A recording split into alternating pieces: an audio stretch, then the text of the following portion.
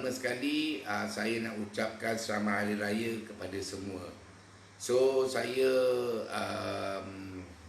baru sahaja keluar lokap 2 hari dan ditahan reman selama 5 hari. Jadi keluar lokap 2 hari tu saya demam. So ni baru kebah lah.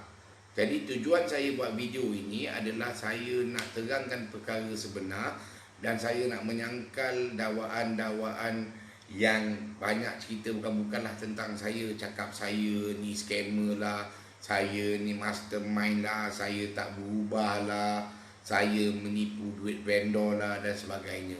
Jadi saya berharap dengan video yang saya buat ini sikit sebanyak dapat bantu anda semua untuk faham kronologi cerita ini dan dapat faham apa sebenarnya yang berlaku. Sebelum ni saya tak boleh cerita.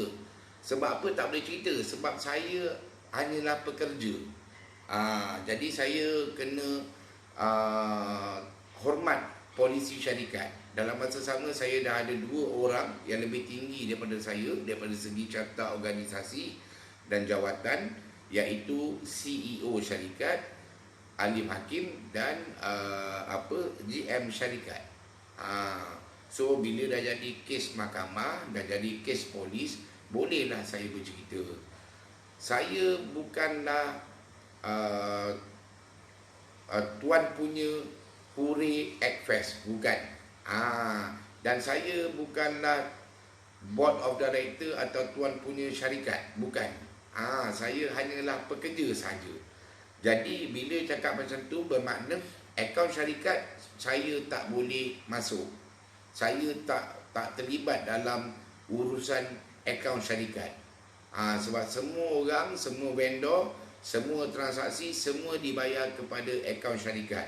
Jadi yang ada akses kepada syarikat adalah 3 orang. Board of Director 2 orang, Kak Zana, Kak Azhar, dan satu tu CEO syarikat, iaitu Alif Hakim atau lebih dikenali dengan Datuk Alif Hakim. Tapi tak guna panggil dia Datuk sebab itu semua tipu. Bila saya pergi jumpa dengan IO IPD Dawangi, IO cakap dengan saya dia tak ada Datuk dia tipu, dia bukanlah anak orang kaya. Apa yang dia cerita dekat saya dan tim dengan staf-staf semua, semuanya adalah tipu. Maknanya dia bukan anak orang kaya, dia bukan duduk dekat penthouse, satu kondominium mewah. Dia bukanlah, bapak dia bukanlah presiden Persatuan Mamak, ada 7 kedai. Semua benda-benda itu tipu, kan? Dan dia ada 2-3 kes lah. Dan benda ini telah diperakui oleh bapak dia. Bapak dia pun dah cerita perkara sebenar. Dia memang dah ada rekod buat 2-3 kes. Dan yang paling besar adalah kes ni. So asalnya Huri Ekfest ni datangnya daripada idea dia. Maknanya konsep perniagaan, jenama Huri Ekfest, semuanya datang daripada dia. Saya telah di-invite oleh Encik Helmi ni sebagai funder ketika itu. Memang kenalan lama saya untuk bantu dia. Sebab Encik Helmi ni dah invest duit. Jadi Encik Helmi takut duit tu hangus. Jadi Encik Helmi ajak saya untuk bantu CEO ni. Kerana CEO ni umur dia kan 23 tahun. Jadi adalah orang lama macam saya, umur 43, yang ada ilmu tentang event, ada ilmu tentang perniagaan, termasuklah pengalaman dalam bisnes, untuk bantu dia, untuk support dia. Jadi dia offer saya bekerja, diberi jawatan dan gaji. So saya pun bantulah. Jadi mula-mula kita nak buat dekat KLCC Convention Center. Lepas tu kita tukar ke PWTC.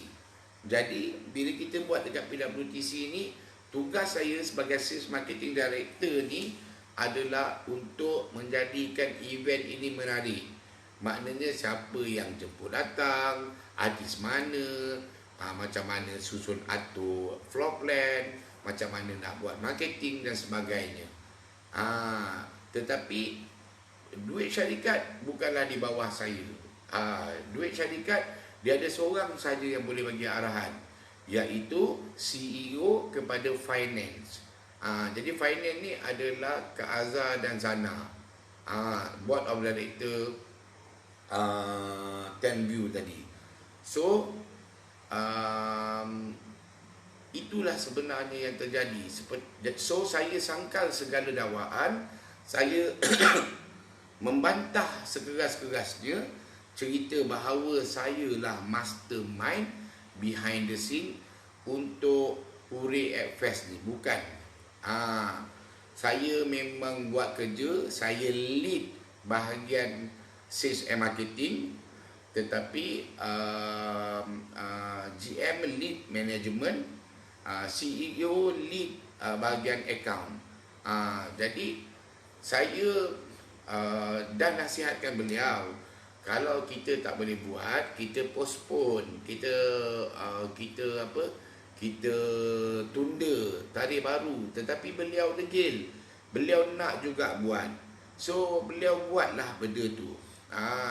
Dia tetap juga nak jalan. Sampailah dah dekat sangat, barulah dia nak bagi notis yang dia cancel event ni.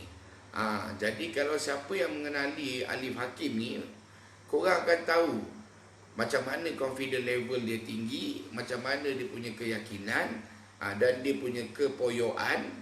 So kita ni yang bekerja ni kena ikut CEO. Kalau kita dah advise, dah cakap tapi degil, tak nak dengar, nak buat macam mana? Kan? Kita pun di offer kerja oleh dia, diberi gaji oleh CEO.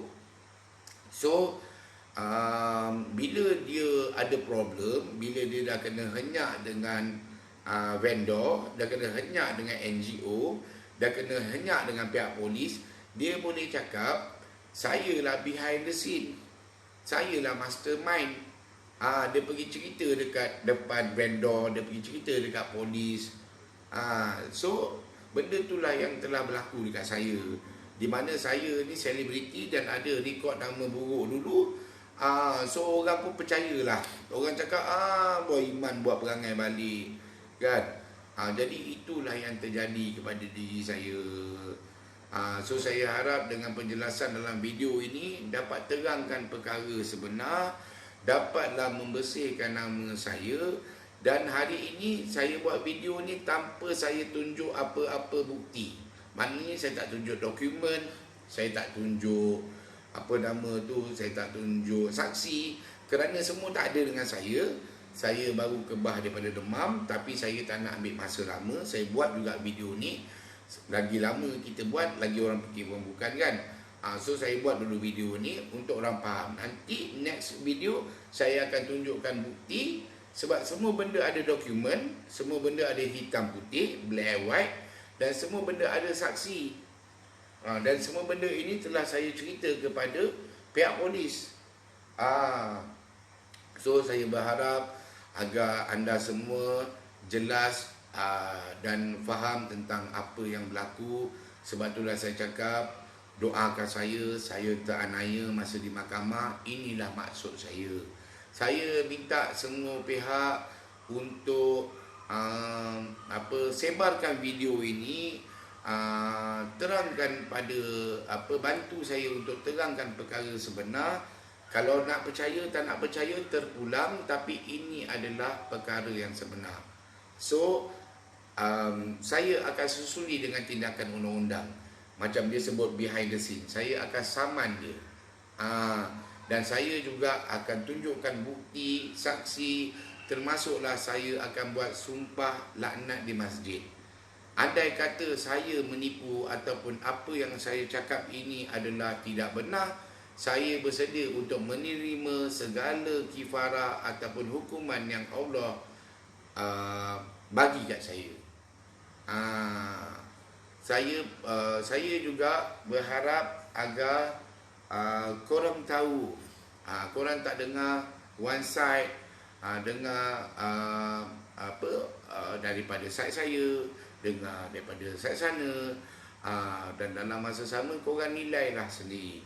Dan saya izinkan video ini menjadi bukti, maknanya fakta apa yang saya cakap ini untuk rujukan mana-mana pihak. termasuklah pihak berkuasa ke, pihak mana-mana ke, boleh. Sebab tu kalau korang tahu, saya tak pernah keluar pun. Saya last je saya keluar dalam sidang media. Masa majlis pelancaran, masa sidang media semua saya tak keluar. Kerana saya hanyalah pekerja. Dan dalam masa sama, saya bukannya bos syarikat ni. Kalau saya bos syarikat, saya kenalah keluar ke depan. Jadi saya bantu je lah apa yang boleh kan. Saya buat belakang, saya buat kerja je lah kat belakang. Tapi bukan bermakna saya buat kerja kat belakang tu saya nak menipu orang.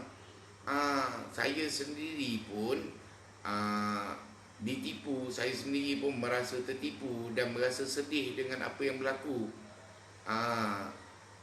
Saya pun seakan tak boleh terima dengan apa yang dia buat.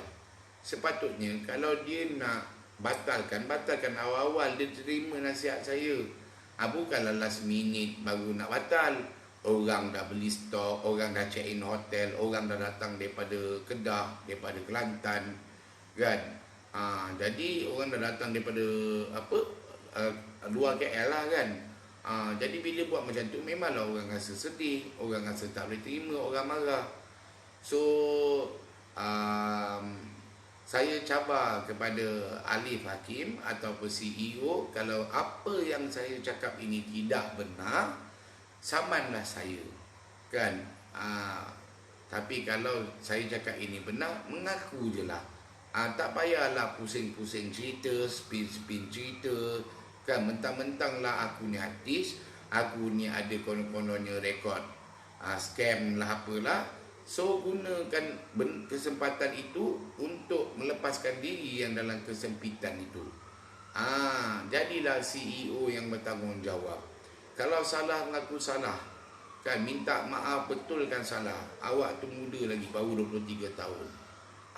Janganlah cakap ini letakkan semua tai ni dekat orang punya ni, nak lepaskan kau punya tengkolok tu kan.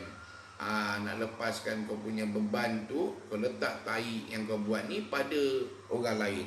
Benda tu di mana benda ini tak bagus. Benda ini telah membuatkan rekod yang saya pertahankan selama 6 tahun tercemar kan. Dah orang ingat saya pula mastermind, saya pula behind the scene. So saya berharap dengan penjelasan dalam video ini dapatlah menjernihkan keadaan dan dapatlah korang bantu saya untuk faham apa kronologi Huri Ekfest Raya ni. Kan. So last kali saya nak mohon korang doakan saya nak mohon korang tolong share video ni pada ramai orang, dan dalam masa yang sama tolong sebarkan berita ini kepada seberapa ramai orang untuk orang tahu perkara sebenar. InsyaAllah saya akan susun dalam next video semua sekali bukti, saksi, person cas untuk artis dan sebagainya lah. Terima kasih semua. Assalamualaikum.